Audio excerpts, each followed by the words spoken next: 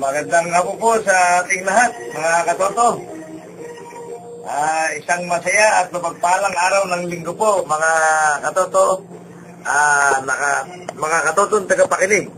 Ngayon po ay ika-22 ng Abril 2012.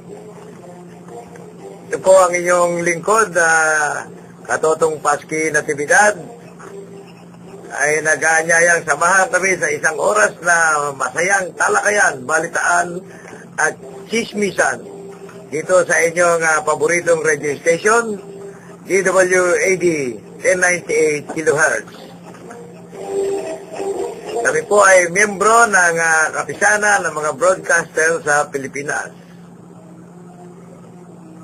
At muli, mga katoto, narito po ang aking classmate, bagamat si Katotong Dan Solveta ay hindi makakaabot sa ating programa dahil nag-overnight yata ang kanilang kumpanya o yung kanyang pinapasukan na mga empleyado sa isang resort. Kaya pabalik man sila ay hindi na kayang makarating. Kaya ito po ang ating co-broadcaster, si Katotong classmate Engineer Willie Wan. Haba po. Maraming salamat sa classmate Paski. Magandang hapon sa lahat ng tagapakinig ng DWAD Talakayan Pinoy. Isa na namang oras sa ating talakayan. Binabati ko yung mga kababayan natin at saka mga kaibigan natin sa Lawag, sa Ilocos Norte, na doon nagtaos ang Institute of Integrated Electrical Engineers ng Northern Luzon Regional Conference. Mamaya saka natin batiin isa-isa yung mga pangalan nila. Mabuhay kayo dyan. Magandang hapon. Okay, Katoto. At narito po ang ating kaibigan na kasama sa ating broadcast.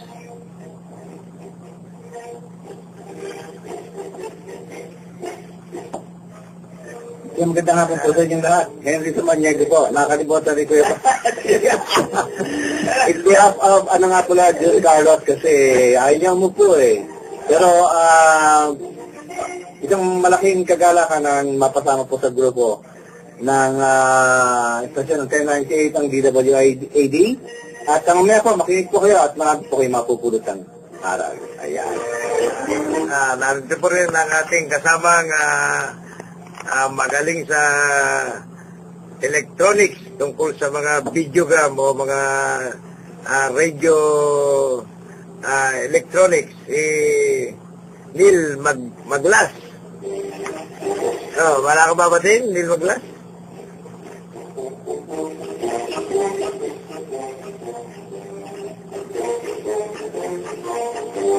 Si John Carlos, baka meron kang gustong batiin. No way out daw, no way out. Si Messenias po, siya po ang po natin telephone operator. Call center siya na. Call center. Pakihintay ng call. Salamat mga katoto. Kaya mga kababayan, diyan lang po kayo. At patuloy na tumutok sa ating programa sa DWAD. At patuloy din po kayong makinig sa Talakayang Pinoy! Nakalimutan mo Masusubaybayan po rin nyo kami sa internet. At i-search nyo lang po ang Talakayang Pinoy Presto. Lalabas na po yan. I-add nyo po rin kami sa Facebook.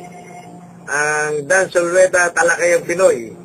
Magbigay po kayo ng mga mensahe at babasahin po natin dito sa ating programa live. At kung gusto niyo pong makapagtalakayan, pwede rin po kayong tumawag sa aming himpilan sa 531-2660 at 531-6774. O kaya mag-text sa smart na 0920-200-4016.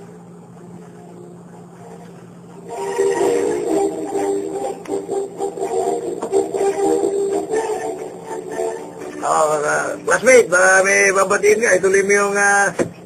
Sige. Binabati natin yung Pangulo ng Ilocos Norte Chapter ng IIE, si Engineer Edwin Corpus ng INEC.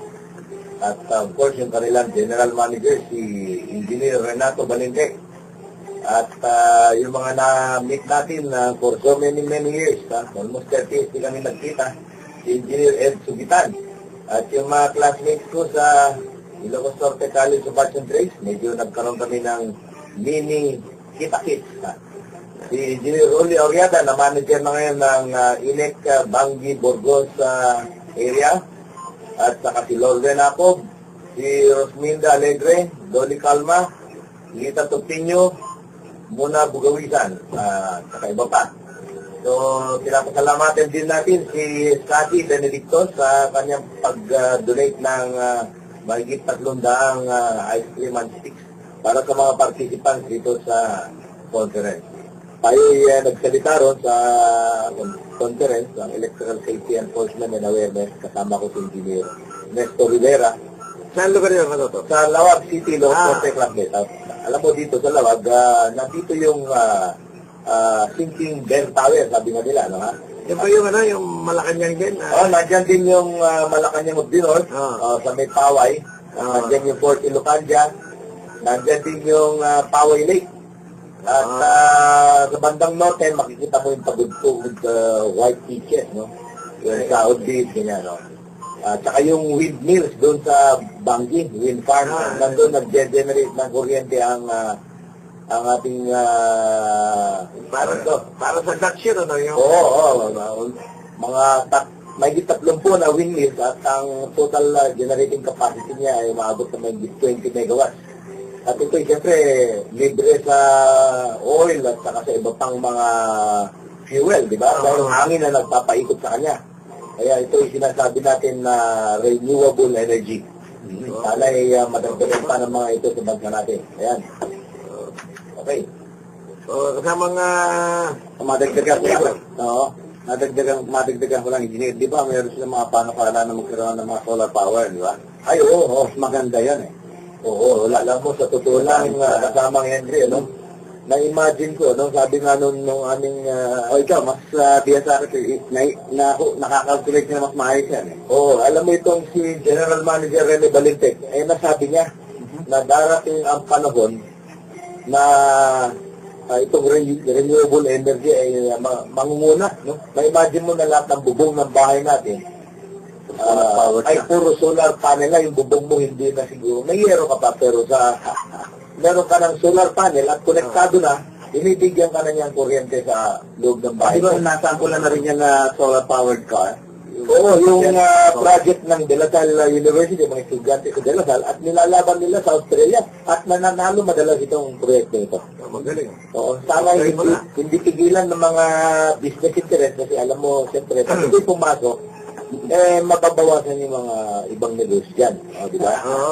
Alam natin, di ba? Pero ang isipin sana nila, hindi kasi mababawasan kasi ang demand ng kuryente ay dadami ng dadami. Oo.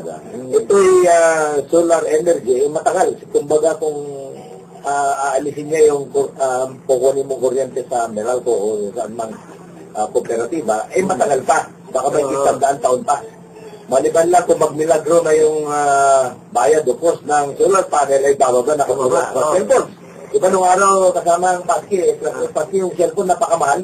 Oo. 70,000, 80,000. Ngayon magkano na lang, 1,000 na lang ba yun? Ano itsura ng cellphone, no? Ay, ako, ang tayod. Pamuktok sa magkana o... Parang telepono ng PLDT. Ang laki-laki at pwede mong ihampas sa dati. Kaya siguro mahal. Malaki material. Motorola, di ba? Ang laki ba antena niya. Anyway, siguro, alam mo, maawain ng ating Panginoon at darating ang panahon na yun. Nangyari itong last 2 decades, di ba? Yung pagpasok ng mga computer, yung ating cellphone, ang internet. Palagay ko ito rin solar panel. Galing ito sa buhangin kasi silicon, no? Siguro sabihin ng engineer, parang tsunami yan, dadagsa. Yun sana gusto kong mangyari, pero siguro naman kasi marami rin ma-miss sa trabaho. Ayaw naman natin. Maraming mawal ng trabaho. Dapat yung maka-adjust ang tao, maka-adjust. Sa pagpasok niya, makakapag-adjust sila. Dahil ko yun ang dapat doon sa Mindanao. O kailangan din, sa lahat. Lalo sa bansa natin na punong-puno ng init ng haring-araw, di ba? Oo. Di ba? Kailangan yun. Ayun, no. Darating doon panahon na yung kotse natin, baka hindi na pinto-pintura lang at solar panel na rin ng taklob niya. At habang tumatakbo ka, nakakatulong na siya sa kuryente, di ba, sa energy. Mas maganda na. Dagdag, ano ha? Oo, tapos may baterya siya, na-impact doon yung kuryente niya, yung energy niya. Malaking bagay, di ba? Classmate, sige. Okay. Batiin naman natin itong belated happy birthday sa panganay kong anak na si Kagawad, Barangay Kagawad na ulit. Happy birthday, Kagawad. Oo, pero May you have more birthdays to come. masaya birthday niya kahapon dahil yung dalawang konsyel ng Maynila ay naghandog ng libreng gamutan. Wow. Kaya congrats sa Honorable Councilor Elma Alfonso at Councilor Ian Nieva ng 1st District, Tondo, Maynila. Thank you. Marami pong nabiyayaan ng mga eyeglasses, mga libreng tuli. Ang dami nagpatuli dito, katoto. Mabot ng 35 yata o 60. Ang mga batang na biyayaan ng libreng tuli. Mga libreng gupit. Yan ang mga project ng medical mission. Kasama na ngayon yung mga yan. Yun, meron na yung laser lang. Laser lang. Sa tuli. Oo. Laser lang. Oo ba? Stainless. Mahal siguro kaya hindi pwede libre. Kaya natin sa mga baby pa, no? Oo. At sa mga baby pa. Ay, pinuputol lang sa dulo, ginagupit, Laser lang. Maliit pa yung guguntingin. Pero naalala ko katoto, classmate, yung pagpatuli ako nun yung kunang nyog, yung bayabas, yung sanga. Sangkalan niya. Sangkalan niya, isusuot na ganyan balat. Tapos papatungan ng labahan, pupukpukin ka naman. May makita ko yung sinusundan ko, tumakbo ako palis. Kaduwag ka na pala, classmate. Gusto umiinom ko ng sasang yung yung taga-tuli, yung albularyo, Nganga. Maswerte. Ikaw magnganga lang na. Bayabas. Yung sa tutuliin naman, talbos ng bayabas yun. Tapos ilalagay mo,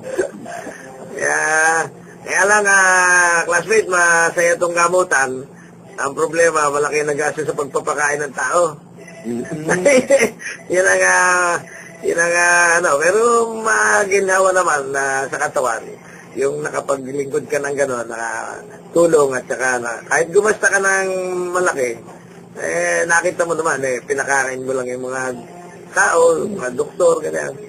Kaya, congrats sa mga konsyal at saka sa mga barangay council ng aming barangay. Ganun din sa, itong Free Earth Day Celebration. Nagkaroon mo ng anti-marine pollution activities ang local government ng Las Piñas. Pinangungunahan ni Cynthia Villar. Siyempre, nandyan ang grupo rin namin ng Coast Guard Auxiliary at Philippine Coast Guard. Doon po sa Coastal Road, sa dulo ng bago dumating dyan sa Las Piñas ang nakakasakop doon. Maganda pala yung lugar na yun, katoto. Pwedeng paliguan, paliguan. Malinaw yung tubig. Baka ako, pagka marami nang naliligo, singilin ako. Sige, wala pang bayad So, kaya medyo magandang pasyalan. Parang White Beach din siya, tabing dagat, along Coastal Road. Yun maganda pa dyan kasi malaylay na siya sa bukana ng Pasig River. Wala yun. Ayun ako, pag nandun ka sa Bandang Piera, di ba? South at saka North, ay medyo, chocolate ng tubig doon, chocolate. Hanggang sa Luneta, hanggang sa may cultural center. Pero pagdating na doon sa bandang Las Piñas, malaylay lang po. Ganda na, medyo na-filter na yung tubig doon. Belated happy birthday din sa aking apo, si Kyle Natividad. Sana yung manatili kang malusog. Birthday din. Birthdays to come and good health. Dito rin po sa ating kaibigang naging panauhin natin nung mag-interview. Nagkaroon po ng kaarawan din po nito. Natatanda mo, classmate, yung mag-asawang nagreklamo. Yung pumunta rito. Na yung kapatid, nabaril, wala pang katarungan hanggang ngayon. Pumunta na kaya, balita ba tayo? Eh, ang sabi ko nga, tinuruan ko, dahil nakasampa naman sa piskalya yung ano, teka wala, bigyan natin ng ano, sandali, itong may phone call tayo, kay Clarita. Clarinda, yung ako natin sa Palawan. Sa Palawan, no? Oo, itong ako natin, field reporter sa Puerto Princesa, Palawan. Classmate Dan, no? Oo. Umaga.